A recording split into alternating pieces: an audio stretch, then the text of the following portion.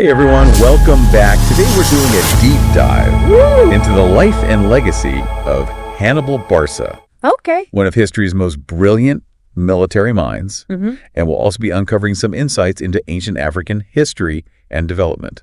Awesome. Boy, before we get started, Yeah. if you're enjoying these deep dives, we would love for you to subscribe to our YouTube channel and click that notification bell. Yes. So you never miss it. Definitely. I'm excited to dig into this. Hannibal's story is full of twists and turns, daring maneuvers, and a level of strategic thinking that still resonates today. It really does.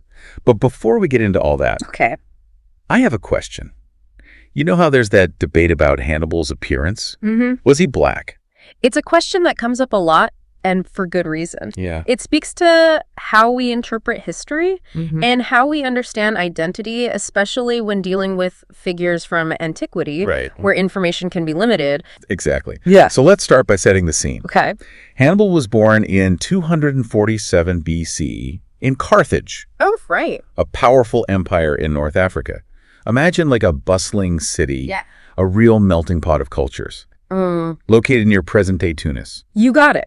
And to understand Carthage, we need to go back even further to its founders, the Phoenicians. Okay. These incredible seafarers journeyed all the way from the area we now know as Lebanon. Wow. Bringing with them a vibrant culture and a knack for trade. Wait, so the folks who gave us our alphabet Uh-huh. also set up shop in North Africa? That's true. That's a connection I never made before. It's remarkable, isn't it? And they didn't just trade goods, they traded ideas. Okay. And their impact on language and culture is still felt today. Wow. Now, picture them arriving in North Africa, Okay. interacting with the indigenous people like the Berbers and Moors. All right. It's a story of cultural fusion, Yeah. of different groups coming together to shape a new society. A real melting pot, just like you said. Yeah. So how does Hannibal fit into all of this? Okay. I know there are no confirmed images of him, Right. but I always see that coin with the guy and the elephant. Right. Is that him?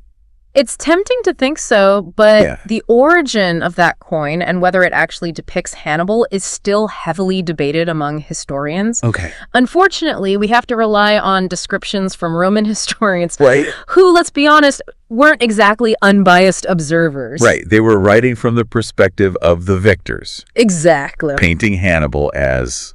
A fearsome, Yeah. a strategic genius, almost like a boogeyman to their readers. So I guess we need to take the descriptions with a grain of salt. Exactly. But even with that in mind, it's clear that Hannibal possessed incredible leadership qualities and a strategic mind that made him a formidable opponent. Absolutely.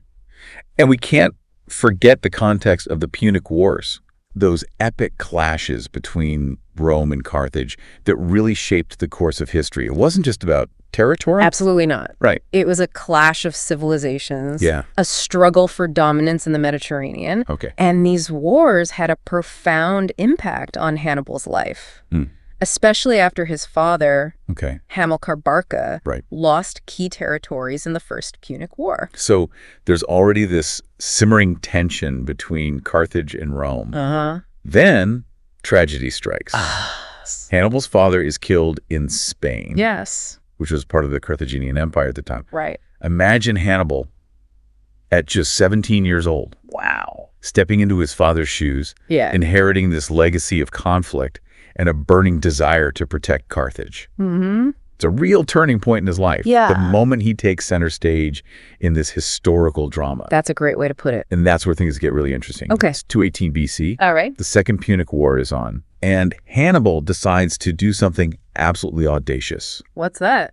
He's going to invade Italy by land. Wow. And not just a quick jaunt across the border. No. He's planning to march a massive army, tens of thousands of soldiers, All right. plus horses and, yes, even elephants. Wow. Over 1,500 miles from Spain, across the Pyrenees Mountains, and then through the treacherous Alps. Hold on, the Alps. Seriously. I know, right? That sounds insane. I can barely handle a weekend camping trip, Right. let alone leading an army across those towering peaks. It might seem crazy, but it was a brilliant strategic move. Okay. Attacking by sea was risky, Yeah. especially against Rome's powerful navy. Right. Hannibal needed to surprise them, to strike at the heart of their empire and force them to defend their own territory. It was a bold gamble, that's for sure. Yeah. But how did he convince his troops to follow him on such a perilous journey? I mean, that's a tough sell, even for the most charismatic leader. Well, picture this.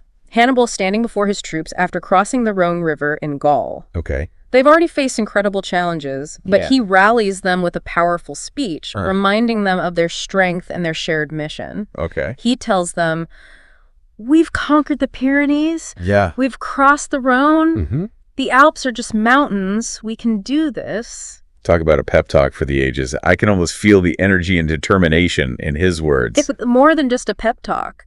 Yeah. Hannibal led by example. Okay. He endured the same hardships as his soldiers, facing landslides, Wow. attacks from hostile mountain tribes, starvation, disease. Wow, just listening to that, it's hard to imagine what that journey must have been like. It was a brutal test of human endurance. Yeah. By the time they reached the Po Valley in Italy, Hannibal had lost over half of his army. Wow. But even with those devastating losses, his spirit remained unbroken. That's some serious resilience. I'm guessing this was just the beginning of Hannibal's campaign in Italy. Oh, you bet. He was just getting started. Okay. Hannibal spent the next 15 years waging war in Italy. Wait, 15 years? Yes. That's longer than some modern wars. It's true. He really gave the Romans a run for their money. He did. Didn't he? He scored a string of impressive victories. Okay. Most notably at the Battle of Cannae. Okay. Where he inflicted heavy losses on a much larger Roman force. Wow. For a while, it seemed like he might actually conquer Rome. So close, yet so far.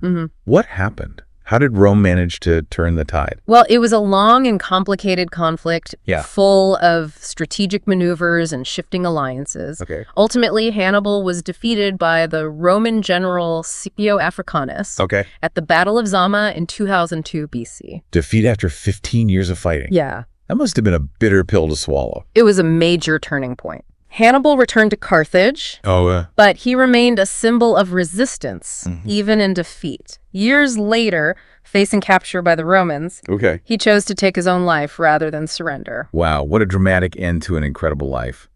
He even had some defiant last words. He did. Like something about the Romans being relieved that they didn't have to wait for him to die of old age. Exactly. Yeah. Even in death. Yeah. Hannibal refused to give them the satisfaction of capturing him.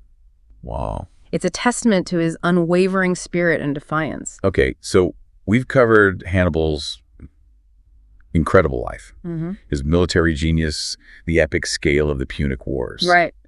But I want to circle back to that question we started with. Okay. The question of Hannibal's appearance and the ongoing debate about whether he was black. Right. Where do we even begin to unpack that? It's a complex question, and unfortunately, there are no easy answers. You have to remember that we're looking at this through a modern lens with our own concepts of race and identity. Right. It's like trying to fit a square peg into a round hole. Yeah. Those categories might not even apply in the same way to ancient societies. Exactly. And as we mentioned earlier, there are no confirmed images of Hannibal. Right. The historical accounts we have can be unreliable, often filtered through the biases of the writers. I remember that blog post we have in our sources where people are debating the significance of that coin with Hannibal's supposed likeness. Right. Some argue it's a key piece of evidence, while others are more skeptical. It's a perfect example of the challenges we face when dealing with limited evidence and interpreting historical artifacts. Right. Even with something seemingly straightforward like a coin.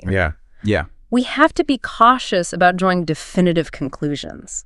So if we can't say for certain what he looked like, or definitively categorize him racially, what can we take away from this part of the discussion? It feels like we're in a bit of a historical gray area. We are, and that's okay. Yeah. It's important to acknowledge those gray areas, those unanswered questions. Right. It forces us to grapple with the complexities of history and recognize that it's not always a neat and tidy narrative.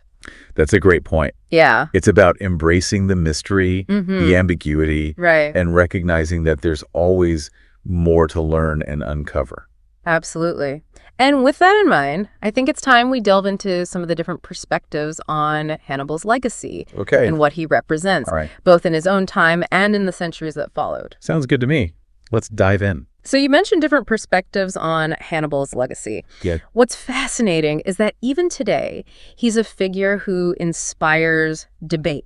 Yeah. And reinterpretation. Okay. He's become a symbol of resistance, Okay. military genius, and for many, a powerful representation of African history. I can definitely see that. Yeah. He's almost like a superhero. Right. This brilliant strategist who challenged the might of Rome.